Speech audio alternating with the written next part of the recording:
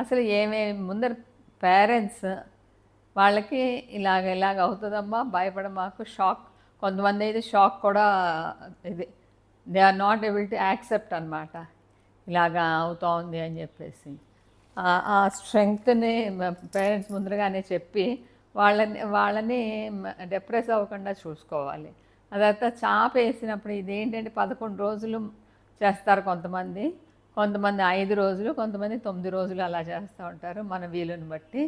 ఒక ఫ్యామిలీలో ఒక 5 డేసే అంటే అలాగే కంటిన్యూ అయిపోతారు. సో ఆ టైంలో కొబ్బరి చిప్పలు, ఎండు కొబ్బరి తినాలి. ఆ తర్వాత పప్పు లడ్డు ఆ రోజు దంచి పేరెంట్ వాళ్ళందరికి కూడా పెడతారు. అసలు ఏంటంటే అది చాలా హెల్దీ అనమాట. దానివలన చాలా బెనిఫిట్స్. ఇప్పుడు ఆ టైంలో మనం ఈ తినాలి అని అంటే పెద్దోళ్ళు అలా పెట్టారు కొన్ని నియమాలు, ఎందుకంటే అవి మనకే మంచిది కాబట్టి అలా పెట్టారనమాట. సో ఈ రెండు తప్పకుండా తాగాలి. అదైతే ఒళ్ళు వేడి చేసేవి కాకుండా కొంచెం చలవ చేసేవి కూడా తినాలి. అదర్త అన్ని రెస్ట్రిక్షన్స్ లేకుండా అన్నీ తినచ్చు ఆల్మోస్ట్ అని నేను అనుకుంటున్నాను. ఆ తర్వాత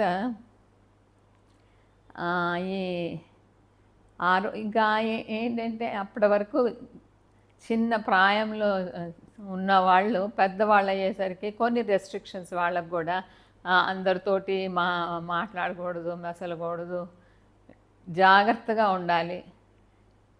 ఎప్పుడైనా ఎవరితో అయినా కూడా కొంచెం దూరం మెయింటైన్ చేయాలి. అప్పటి వరకు చిలిపి ప్రాయం పిల్లలు ఏంటంటే ఎవరైతే వాళ్ళతోటి మాట్లాడటము అవన్నీ చేస్తారు.